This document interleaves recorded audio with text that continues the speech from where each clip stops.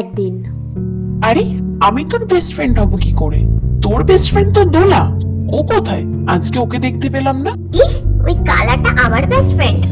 আরে ভাই, আমি তো জাস্ট ওর সাথে বেস্ট ফ্রেন্ডের অ্যাক্টিং করি। যতই হোক মালটার কাছে পয়সা রয়েছে আর পড়াশোনাতেও মোটামুটি ভালো, তো একটু এত সুযোগ সুবিধা পেয়েই যাই। পূজা,